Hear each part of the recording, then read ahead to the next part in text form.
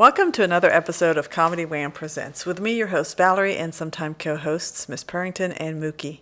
ComedyWham.com is your place to go for features about all Austin comedy.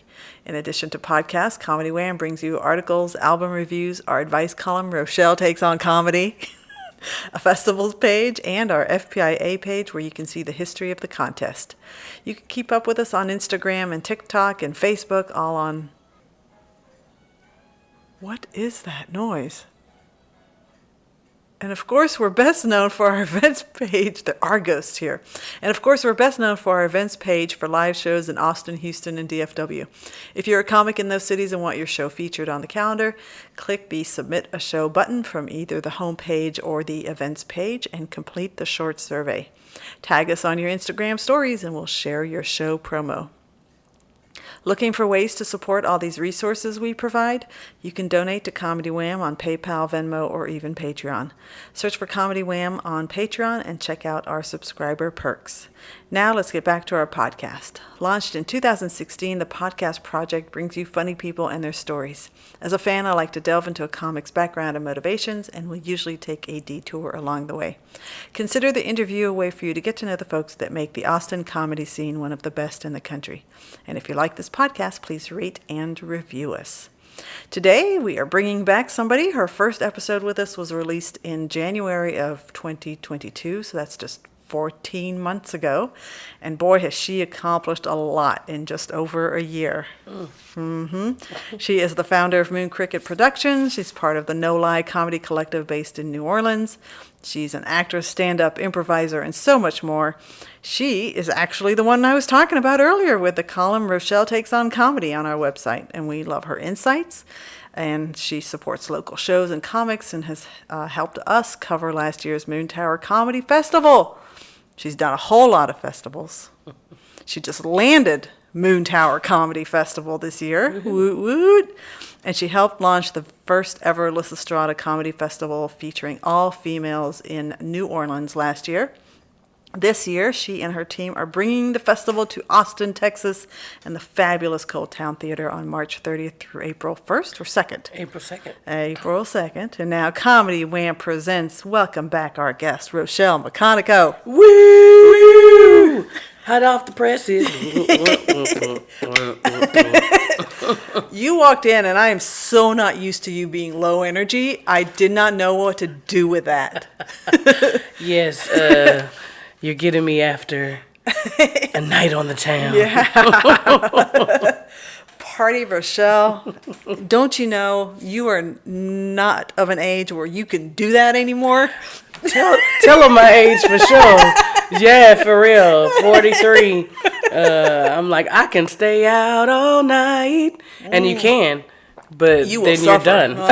Yeah. So I'm going to see y'all. The rest of this interview will be conducted on Wednesday. That's it. We've done all we can do. Yeah, we have. All right. Well, I know what the big focus is of today's chat is, but is it? What is it? You don't know? No. Really? What is it? So I hear that March 30th through April 2nd, Ooh. there's a little party, a little shindig. Yeah, I'm just gonna strip, and I'm inviting everybody to come see 4 days of Rochelle stripping. You get the shirt on the first day. Don't miss it. You've done that kind of comedy. You've done skivvies. That's right. And I will do skivvies again this year. Yes, skivvies is one of our hit shows that we have at the festival. It's hosted by Jess Scott. She is the creator there, and we love to make people laugh and get down into our bra and panties. Because why not? That's a gift with purchase right there. That's true. We are, of course, talking about the Lysistrata Comedy Festival. Yes. I never know how to say that. I always say Lysistrata Comedy Festival. I've heard people say Lysistrata. I don't know. How about this? Don't say it wrong, but come. Yeah, right. Buy the passes. Yeah. lyscomedyfest.com. That's us. Well, I do want this to be a fully hedged commercial for the festival, but I do have to stick to some of my my traditions with the Okay. podcast. All right. I see there are questions to be asked. There are questions to be asked. So last time, your first time for us to meet. Yeah, when you took my podcast in Austin in Comedy Wham with Valerie Lopez, virginity. You had your one word to describe your past was blessing. Are you still good with that? Do you want to revisit that word? Oh, I am very blessed. Yeah. I agree with that. Yeah. Okay. Yeah, I stay blessed. The fact that my eyes are open and we having this conversation, I am blessed. Yeah. And life is going to do what life does. So sometimes it doesn't feel all that good. But when you add up all the things that are going on and the opportunities that are there, I am absolutely blessed. Yeah. Yeah. Yeah. You and I think, share a lot of common, like, life perspectives and I don't know if values is the right word, but like I think we have a commonality into how our personalities operate. And I know that you don't necessarily like to be told all the great things that you have accomplished, but in the last 14 months, because we had this text exchange recently where it's like, you've done this, this, this, this, this, this, and I've known you 14 months. A few things, yeah. Yeah. So I want it on the record that you have done a lot in 14 months. Okay. Is this recording? Yes, it is recording. Is this on? Okay. Yes, it is on.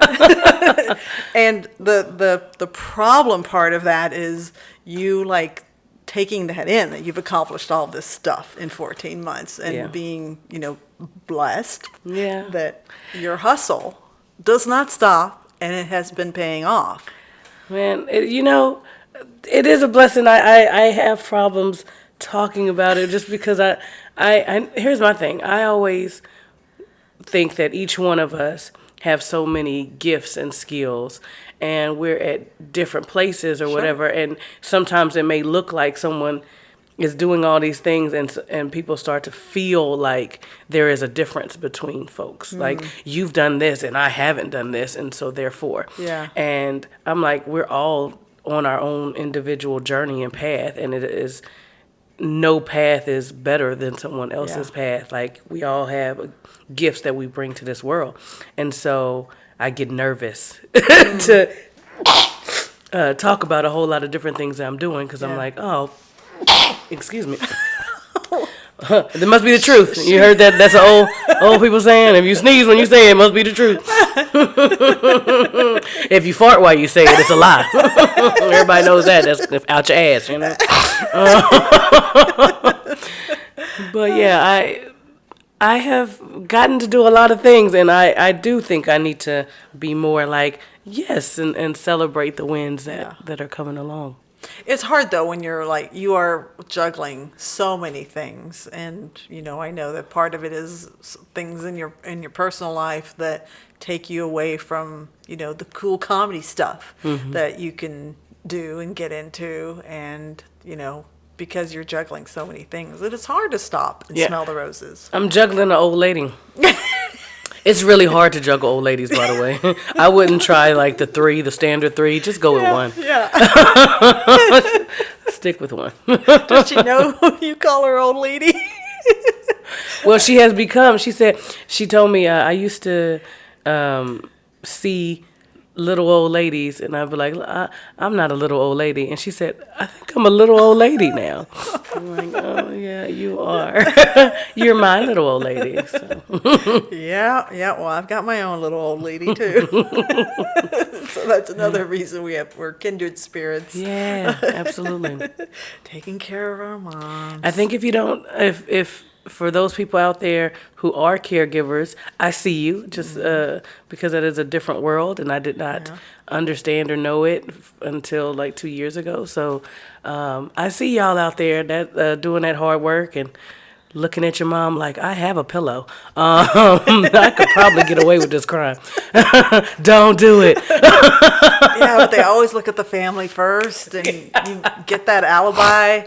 That's locked right. down. Yeah, and my alibi is gonna be like, I was masturbating. You know what I'm saying? Like, It wasn't me. Oh man, be like, what were you doing between the hours of 9 and 11 or whatever? Double clicking the mouse. Yeah, nigga be like, we know you're lying. You're 43. You was doing that from like 9 to 9:05. You had plenty of time to commit this crime. One of the things that makes you so fun is you adapt to so many different environments and things that you do well. I know you as a stand-up comic, festival organizer, but you do improv and you have traveled to festivals far away for your improv. Mm-hmm. And you make best friends like nobody's business. I know last year during Moon Tower, you just go up to people up on the street and you'd ask them 3 questions, and then you magically came up with these really cool videos, and like everybody wants to be your best friend. Do you realize that? I realize that I am gifted to have like a light of energy. Yeah. And so I get to talk to people, and they tend to share with me, where they're at. Mm-hmm. And I think that ability to share humanity and say, like, we're all going through something, we're all something. Yeah. And we all have these things that are our positives and our negatives. Let's just talk about those things. Yeah. I think that is the gift, right? So sometimes when people talk to me, they're like, oh, I didn't know we was going to get deep so quick. I'm like, oh, is this deep? I'm sorry. This is how I talk. So, most people, what they talk about, like the weather or whatever, they'll chat about the weather. I'm like, yeah, man, it's hot outside. And they're like, yeah, it's hot. And I'm like, and it's hot inside sometimes too, Our souls are burning with a passion. They're like, shut up. What is happening? And also, want to be friends? So, I enjoy it. I love improv. And improv is the thing that, like, stand-up will be like, here's $15, come out. Mm-hmm. We also have some chicken wings if you want some, but it's a community plate. You can only get one of them chicken wings. You know what I'm saying? You're like, yay, I traveled to Colleen and I got 1 chicken wing and $5. Yay me, I'm a comedian. Not hating on Colleen, actually. Like, Colleen's like, wait, what? We gave you fries too, you bastard. But right now, stand-up is not the thing that really pays me as much as I would like it to. Improv does. Interesting. Yeah. Not many people get to say that. Right, because improv is at the base level is free. Basically, you go and perform. You pay for these classes, and then you go and you perform for free most times. And so that's nice in a community aspect, but where is it where you start to make money? And what I've seen is like different workshops. Been working with Stephanie Ray with Black Improv Alliance, who will be our headliner for the festival. Exciting. And she's going to be here rocking the mic, so that'll be exciting to hear your interview with her. Ooh, I just found out I get to interview her? Yep. Nice. Headline. But yeah, she has really opened the door on a lot of opportunities, and just really allowed me to be around more Black improvisers. Shannon Stott, John Gebertos. If I say your name wrong, it's not because I don't love you. It's because I don't know how to say your last name, and I don't want to spend time spelling it on this thing. Okay, are we fine? We're fine. Okay, so I get to be around these powerful Black improvisers, and what happens in those spaces is you wind up really being fed.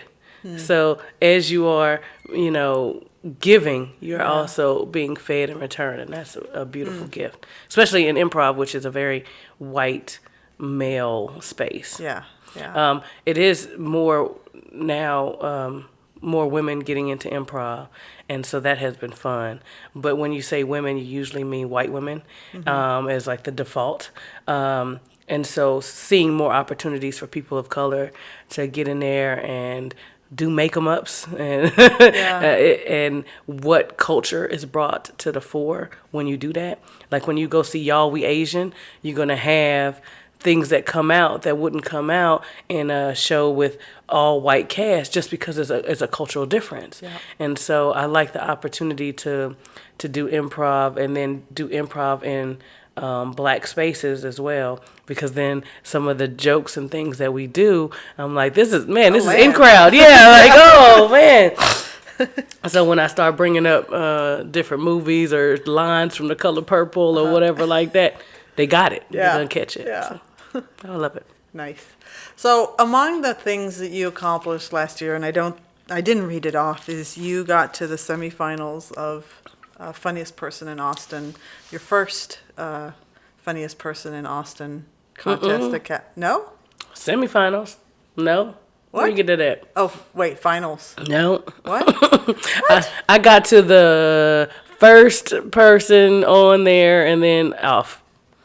What? No, I didn't make it anywhere. You advanced. No, I didn't advance. You know why? Why? Because sometimes you don't advance. Because you win some and you lose some. That's why. Oh man! Because you gotta know when to hold them. You're a winner. Oh, thank you. Well, first of all, I was like super upset when I didn't move forward, because I just felt like it was gonna happen, and it didn't. And I think that in and of itself, like being able to deal with, loss, or like not getting the accomplishments that you think you are ready for at the time you think that you are ready for them, is so important to be able to kind of bounce back from that. And also to realize that the road that's for you, like the path that's for you, no one can block it, right? And so if you're supposed to go in this direction, even if you thought the path was going to go through like Funniest Person in Austin or whatever, and it doesn't, that doesn't mean that the path doesn't continue. It's just a different, branch than you thought it was going to be. Right. Yeah. And one of the great accomplishments out of the FPIA is being able to get noticed by Cap City, and we've had this conversation many a times, that if you get positive attention from Cap City, that opens doors for you and gets you noticed, and that is part of the formula of how you get on Moon Tower Comedy Festival, which brings in hundreds of comics from across the country. Yeah. And who I just now followed on Instagram. So if you have a random stalker that you're like, how did I get this stalker on my Instagram? It was Moon Tower did it. Yes, it's me. It's me. All right, so if you could pick your top 3 favorite comedy moments from last year, what are they? I have no idea. Why you ask me questions like that? I need prep for that. I forget things, so I have no idea what I've done over the year, 14 months. But I will say the thing I liked about FPIA was that, first of all, it was my first time like getting on the Cap City stage, and that space is like beautiful, and it's kind of like in the round a little bit, so the laughter just kind of washes up on you. Yeah. And it was great. Like when I asked, like, who came out here to see me, and there a lot of people like screamed. I was like, we're here together. Let's just have a good time. And it just felt really good. The energy felt really good. And so I still get to take that with me, right? That feeling of, hey, we're behind you, Rochelle. We're cheering for you. And that felt really good. So to add to that, when I was on the show for Vanessa Gonzalez, oh my God, that was so much I mean, when I saw you were on that show, I'm like, oh, she's really been noticed by Cap City. Yeah, those were heavy hitters. It was Vanessa and Jelena. Clara and Roxy Castillo. Yeah. And I was like, first of all, the green room is lit because everybody is so kind and genuinely wanting the other people to have a great set and to do their thing. Yeah. And I was like, so just to be in a supportive environment like that felt really good. And then getting on that stage and all, I mean, it was like me and the crowd was like, we are one. We are legion. Let us go. And we just, we had a great time. Yeah. And so I recorded it and masturbated to it over and over again. Every time y'all laugh, Rochelle gets a nut. That's not true. Or is it?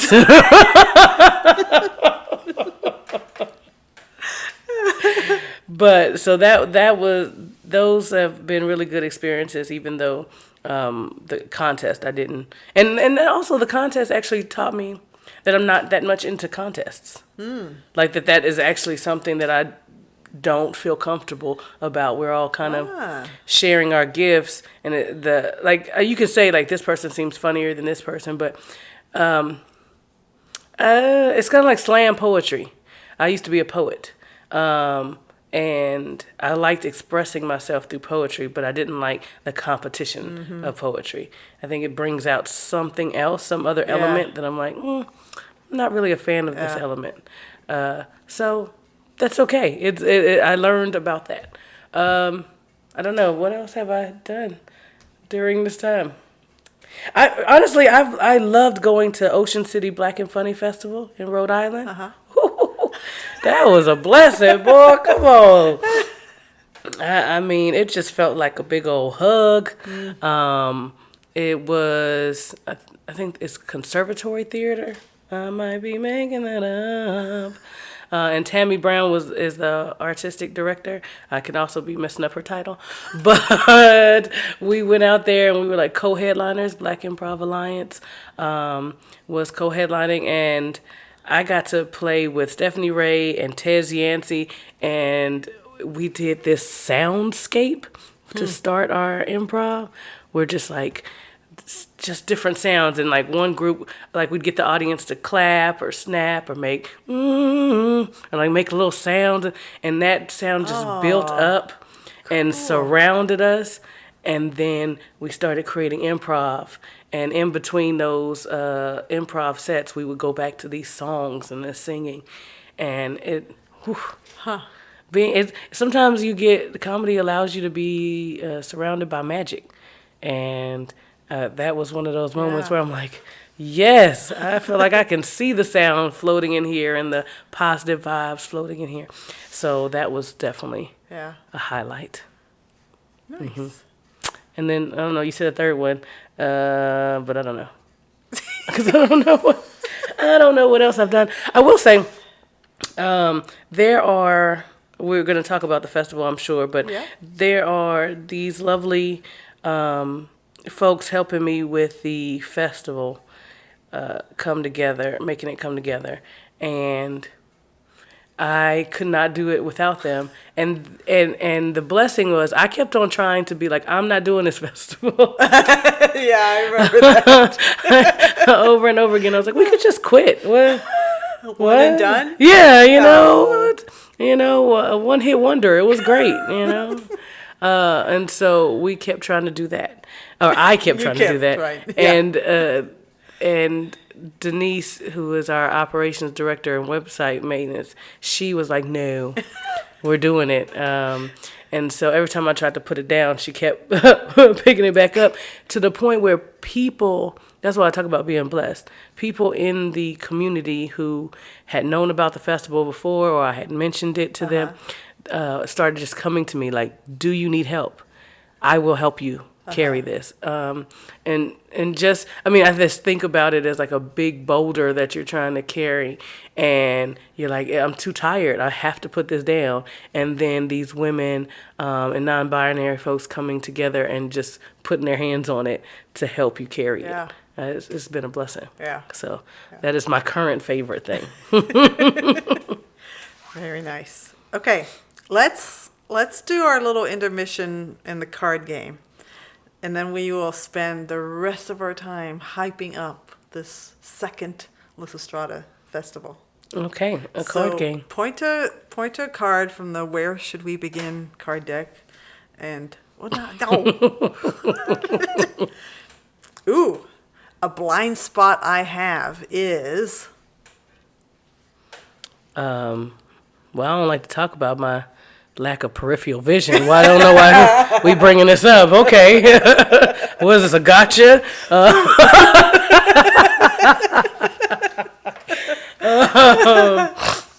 A blind spot I have. I sometimes have trouble realizing how many people really care for me and want me to do well and want to just be like friends and in relation. And I have a hard time taking that in. I'm like I'm an only child. And yeah, I my upbringing is kind of like, you have friends, but people go. Mm-hmm. They disappear because they've moved and so in my childhood there was a lot of just like, I'm like holding on really tight to these friendships and stuff, and then people are gone and they move or whatever, and then it just kind of disintegrates. And so I'm not good at holding on tightly to people, or like I'm just like, nope, let them go, because they probably gonna go anyway. And so I have found, that I'm not good at, I at least get very nervous about relationships and things like that. Yeah. I still love people, but I like love you with the door open, just in case your ass won't leave, get the fuck home,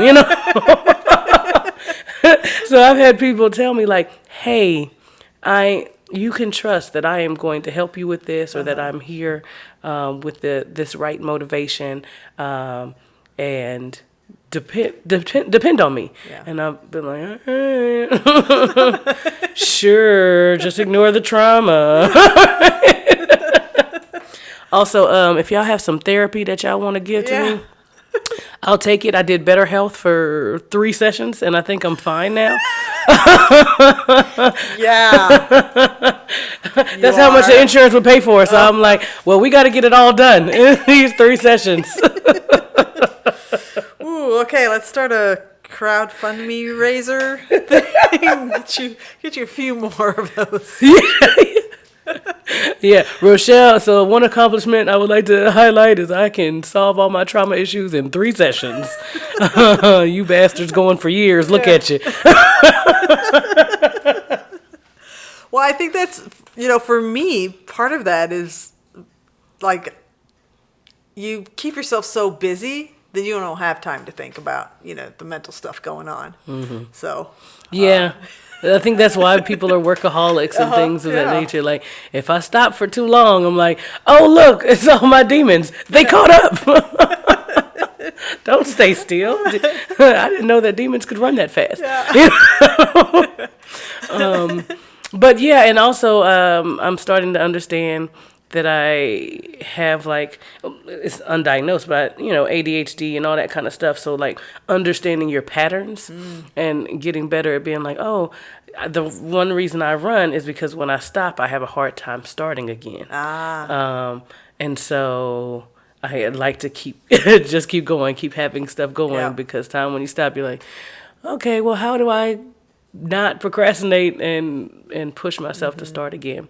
So I'm learning more about myself and about being a girl in the world. And I guess I won't go into all of my things. Be like, I'm so glad this card brought this up. Comedy Wham doing its first on podcast for advice and helping you with your therapy. Oh, this is not the first time these have turned into therapy sessions. One thing that you, listener, you don't see on the table, it should be like a box of Kleenex. I should have that for sure. I just have chocolates and cookies. Chocolates and cookies is to drown yourself in. Right, a little dab of the butter cookie. Are you dabbing your cheek with butter cookie? Yes. Yes, I am. This is a delicious treat. A little salt. This is great. Okay, you can read mine. Yes, okay. Bam, bam, bam, bam, bam.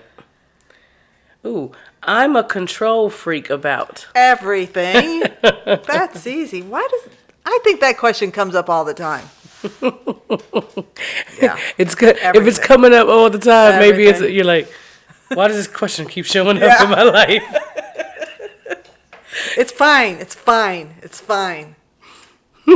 Everything's great. It's fine. I'm in control of everything. It's all going according to plan. What is the thing that makes you be like, this right here has to be right? And when it's not, I'm just discombobulated.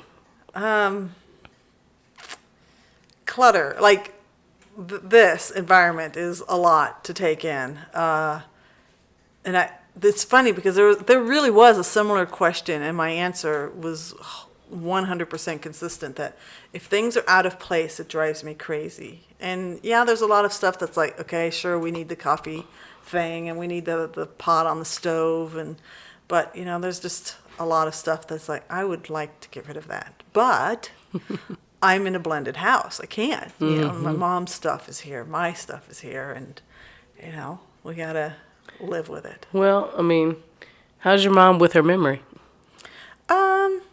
Because maybe she could not notice. Oh, you know, curse her. She would 100% notice. You know, I mean, her memory's not what it once was. But if I try to get rid of something, she'll be like, "Where did my thing go?" Yes, yes. My mom's like that too. She's like, I've had that thing sitting there for like 20 years. I'm like, but it wasn't doing its job. It was like a broken thing for 20 years. Like, I threw it away. Don't throw away my stuff. Yeah, so I hear you on that. Yeah. I'm like, you know, as you get older, people just start to sweep your stuff into the trash. They're like, eventually you're gonna go. You don't need this. And like, stop it. Man, there's some Tupperware I come across sometimes, and I'm like, this has outlived its usefulness. It needs to go away. But I swear to God, if I were to toss it, oh. That's right. Yeah, I'm sure in our cabinets in my mom's house, there's probably like Tupperware that I grew up on. You know what I'm saying? Exactly, yes. This is generational Tupperware, right?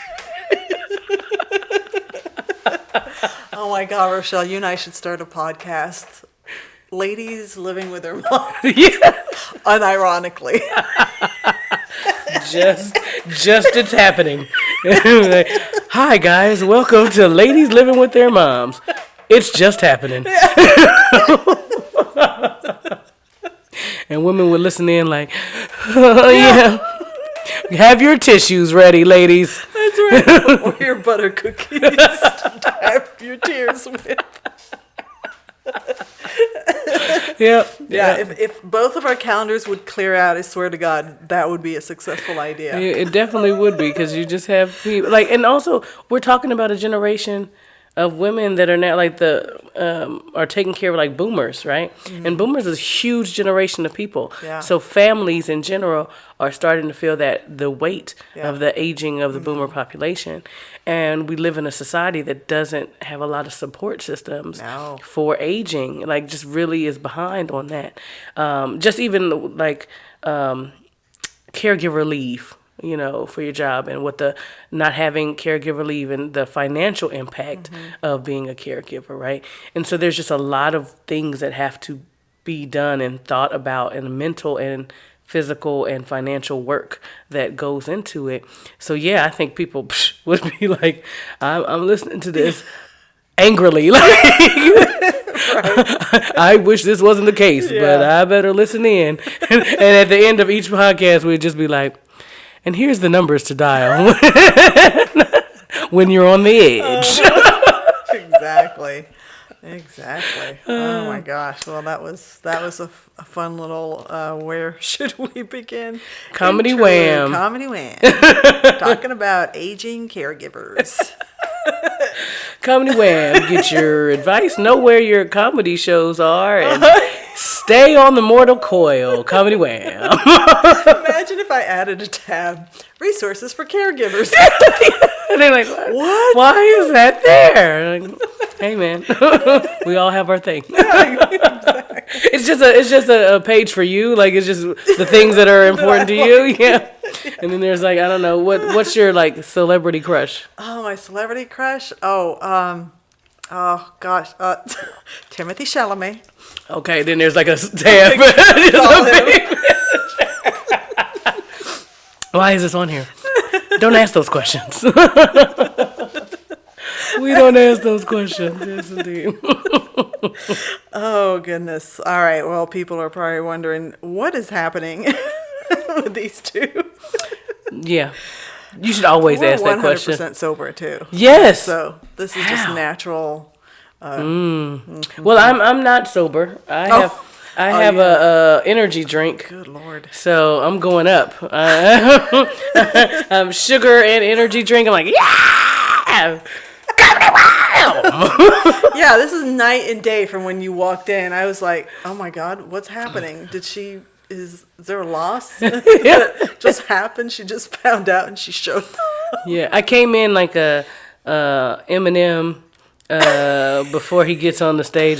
Doom, doom, doom, doom, doom, doom. Like, there's like throw up on my sweater. That would be awesome if I came in here and I'm like, Mom, spaghetti, you know? Now let's get hyped, you know? I'd be like, man, 14 months really changed her, yo. Who the hell is this chick coming in here? Oh my God, imagine the next 14 months, Rochelle. Oh man. I'm very excited. I am hopeful for just the opportunity to get in front of larger crowds and because to me, I know one thing about stand-up that I've noticed and I'm learning is we all kind of do like our set and we keep polishing and working on our set. And then we may add a different joke, a different tag in there. And I do that. And also I kind of am still improvising on stage. Yeah. So some of that is just me saying stuff and looking at the crowd and being like, what's going on? So I like the opportunity to be in front of crowds and just kind of read them and see their reactions and maybe say something that helps or stays with them. Like I keep telling 20-year-olds that they need to be fucking more because that's important.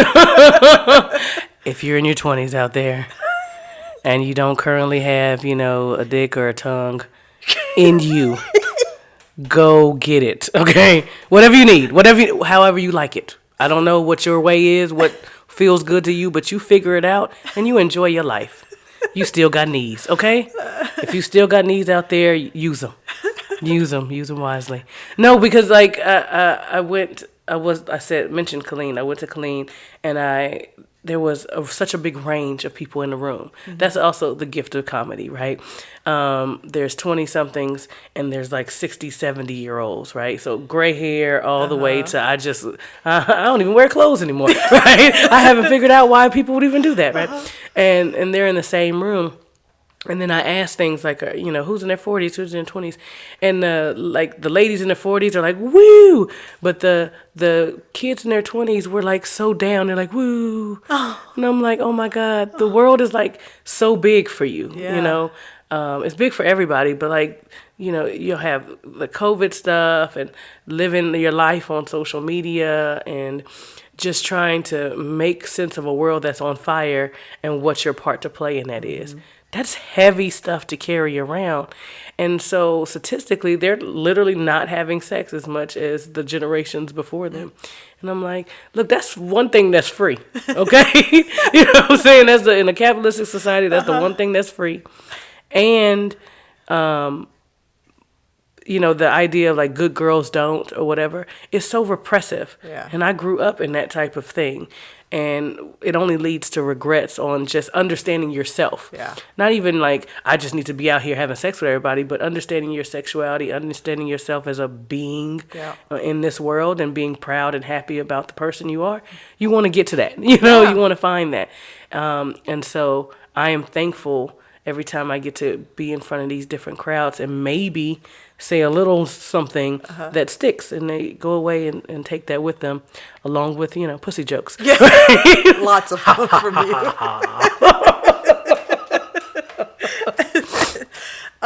When this episode comes out, you're going to be at another festival that you have coming up the weekend before Lysistrata. Mm-hmm. That is the Black and Funny Improv Festival in Minnesota. Oh, goodness. Yeah, it's like the original festival, and then it also expanded into Rhode Island and but I'm excited to go there and feel swaddled again. Swaddle is my new word. I'm like, I love it. Babies get swaddled. I need to be swaddled sometimes. Yeah. It's a new fetish also. No, it's not. It's not, but I like saying weird stuff.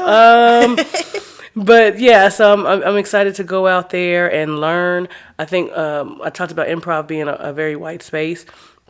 This is also an opportunity to learn from Black people. Like if you think about your teachers, I don't know what schooling that you took and what your teachers look like, but many of my teachers were white people. And so then you begin to believe that white people are the holders of all the information, all the knowledge that you need. Yeah. And then when I became a teacher, a lot of times teachers would get regulated.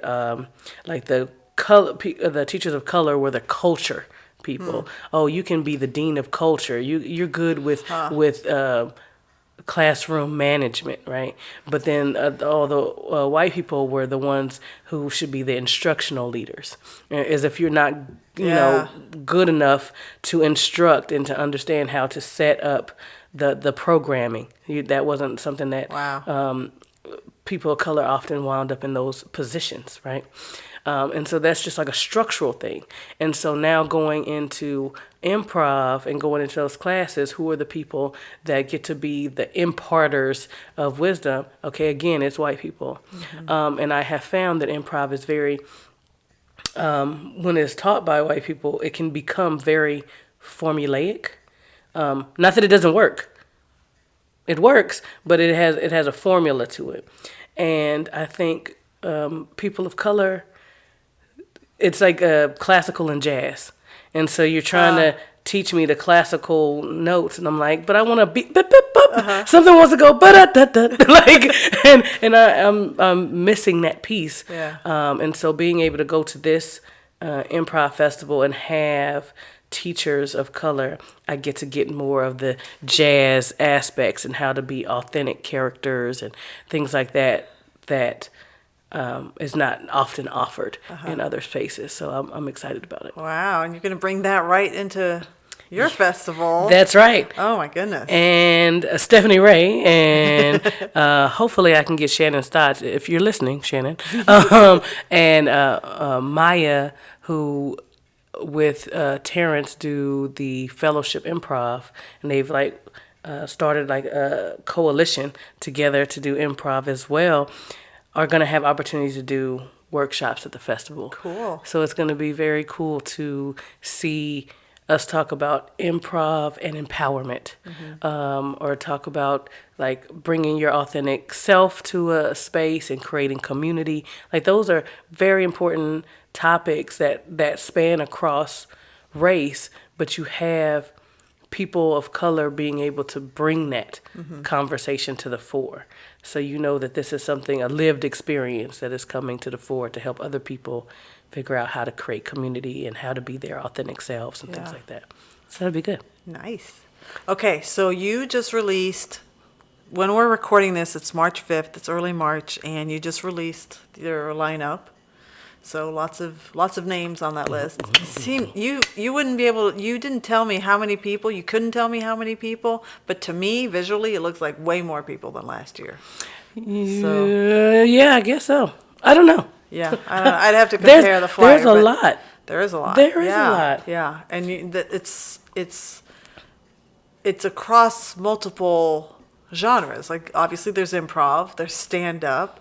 I know there's musical acts. That's musical comedy acts. There's burlesque. There's music things, other music things, not just musical performers, but we got some karaoke and some lip syncing. Yeah, that's gonna happen. Katie Felton's gonna do her lipstick battle. Cool.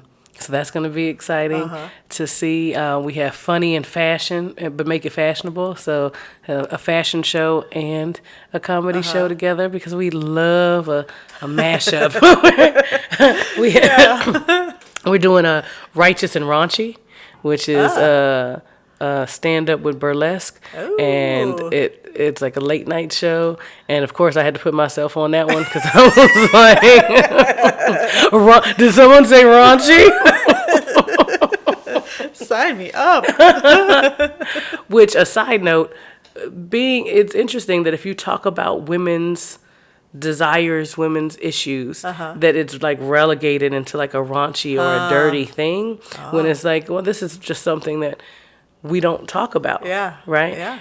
And so pushing the envelope there is fun. So we're gonna have a great time. I think there's over maybe 40 acts coming. There's a lot of people. I didn't even know there were so many stand-ups. I think we got like 20, 30 about 30 different stand-ups coming, and that doesn't include all of like hosts and features, because it's Austin, baby. I had to get these wonderful people that are already in this atmosphere, and I'm like, please come to the festival. Let me hug you. Not in a creepy way. I just thought if I was a dude and I said that and they're like canceled. No, but I really want women from different places to come together, and we have people coming from like LA and New York, and which LA and New York, and like those are the only places in the world. Yeah. But y'all feel better, right? Y'all got heard. LA, New York, like woo. But we have people coming, from New Orleans and different places to do this like mixing pot of different experiences that women have, and we have young women and older women also in that space. So, and we have like a range of just diverse perspectives that are going to show up and talk about what their world looks like through comedy.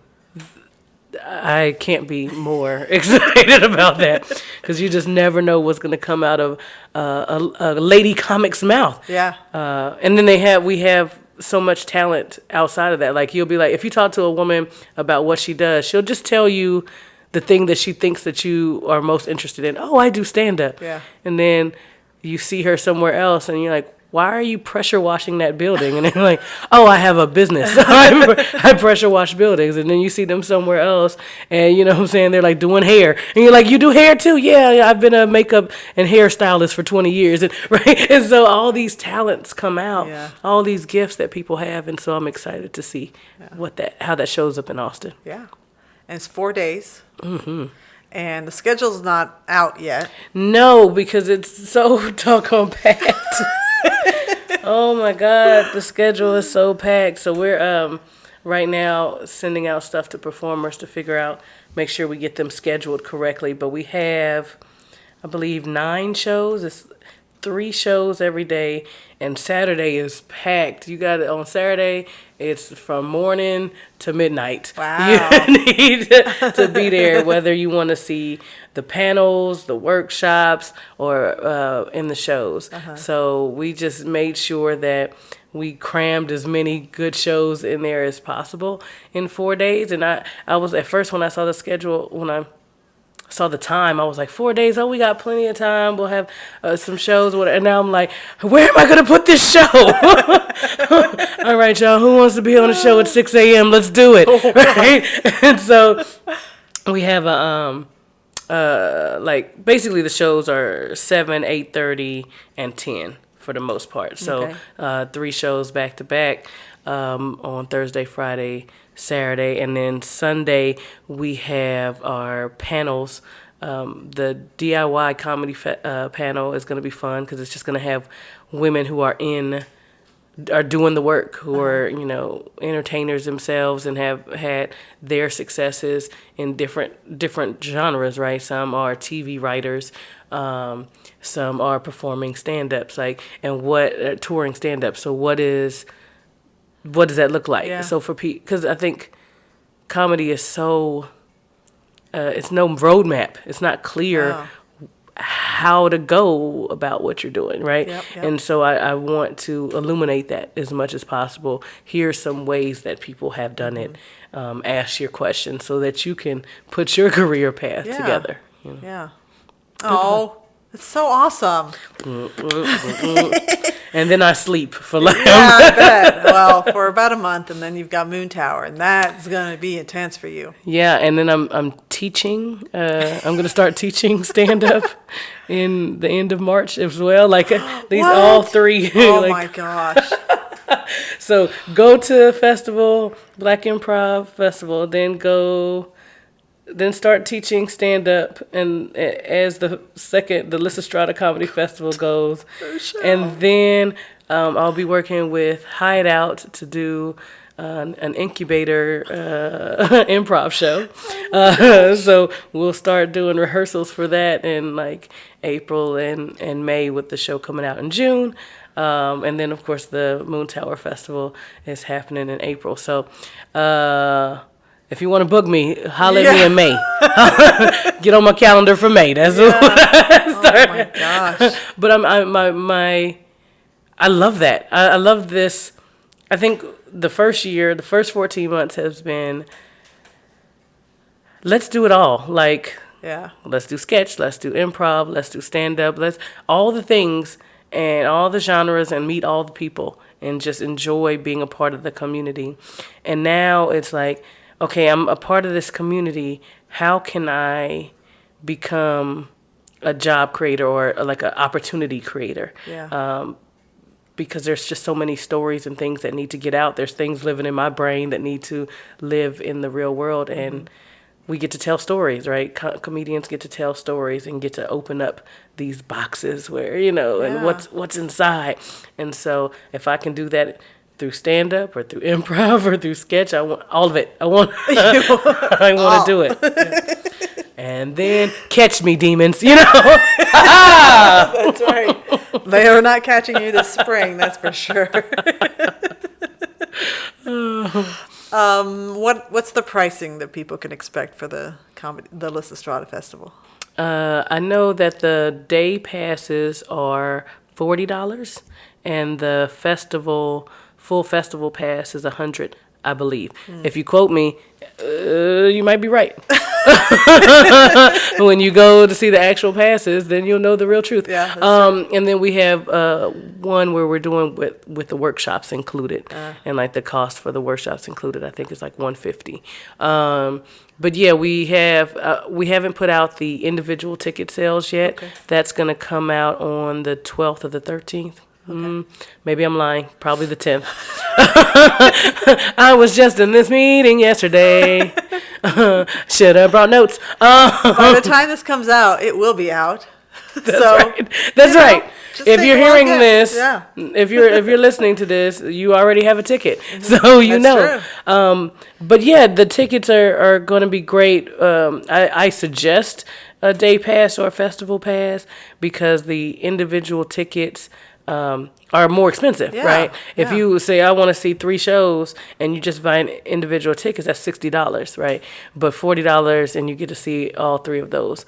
And so it's a good opportunity to save some money and support women comedy. Because a lot of people do say that, right? Right. Oh my God, I love women. I really, I know your struggle. I know you're going through and I'm for you. Let me see it. Yeah. Take Show out the me. pocketbook. That's right. Show me with your vote with your feet, right? Yeah. Show me that you're coming with your money and with your attendance at this space where women are showcasing their talents. Yeah. I think it's so important for us to support women, not in these fluffy ideals, but in the ground building in the work that we do. So. Yeah.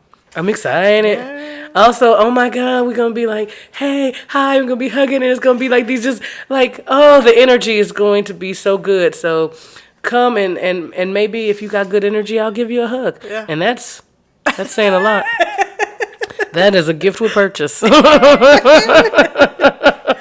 I know that was one of my regrets from last year is just doing the fly in, fly out thing. I mean, the energy that I got from the one day that I was there was amazing. And I'm like, oh my gosh, I feel like I really cheated myself by not being there the entire time.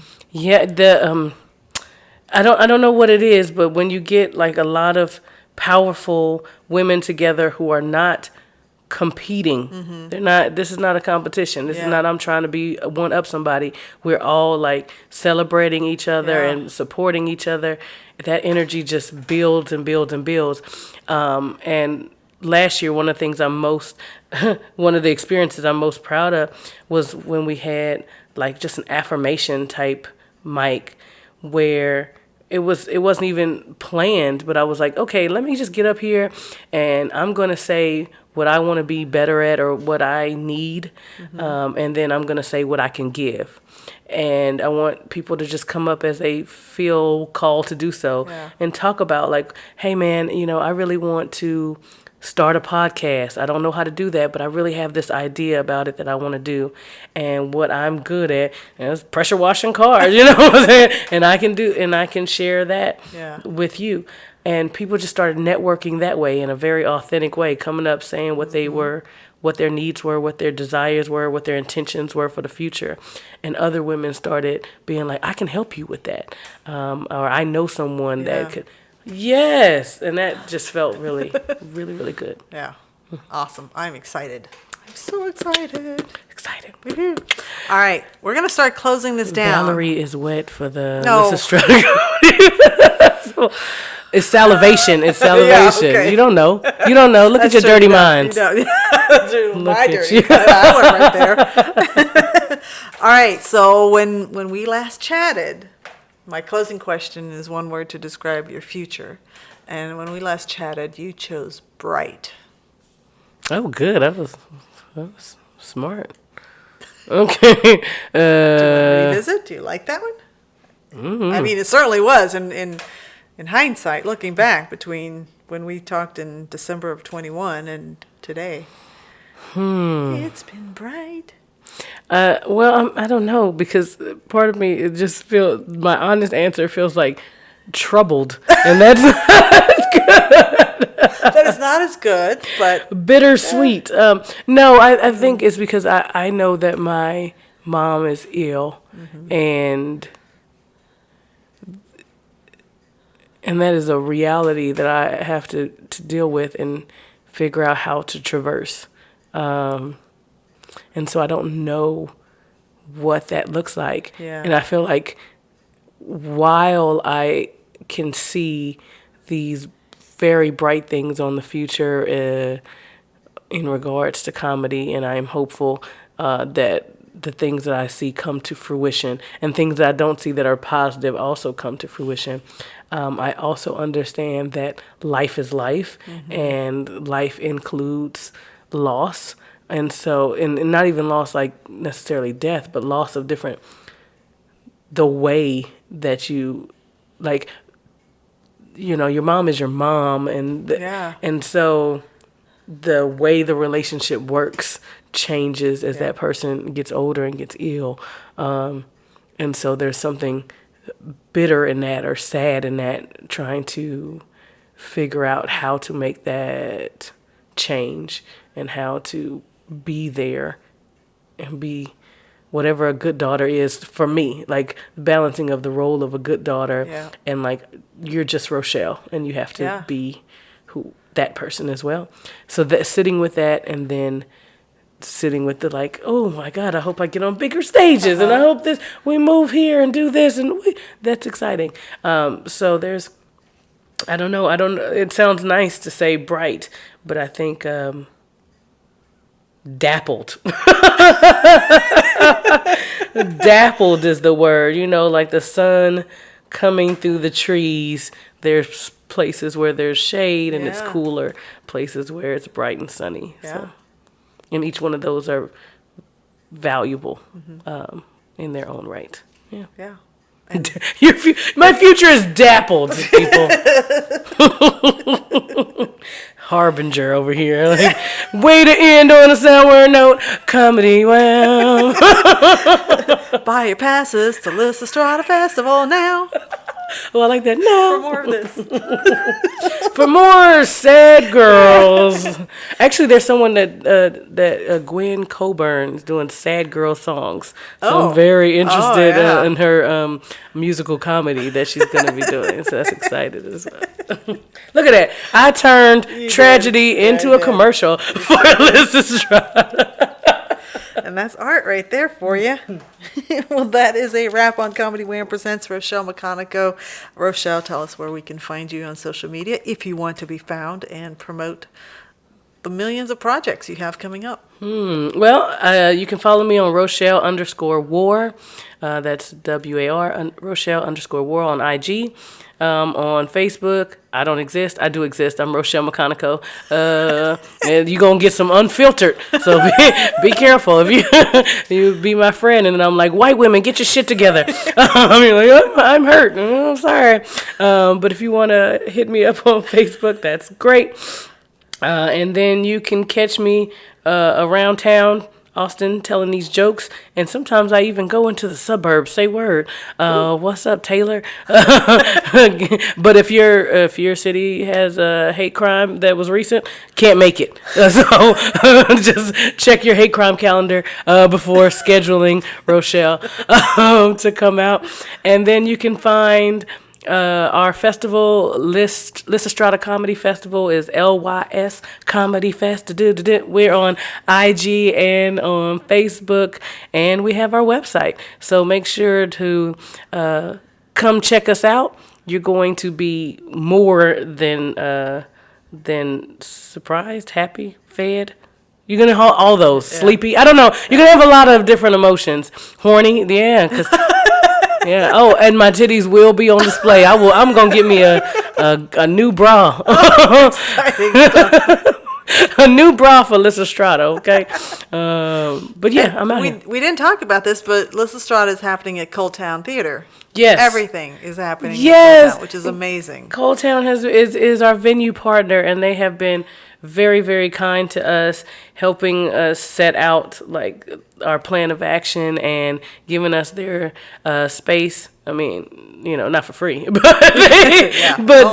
still, like really a partnership. I've seen the Fallout and Hideout are also awesome, and when we reached out to them, they were like, we love you too. But we had conflicts and different things as far as scheduling and stuff like that. And Coldtowne, I reached out to them, and I'm like, hello, and they're the first people I reached out to because they have been just a big hug for me as well in this community.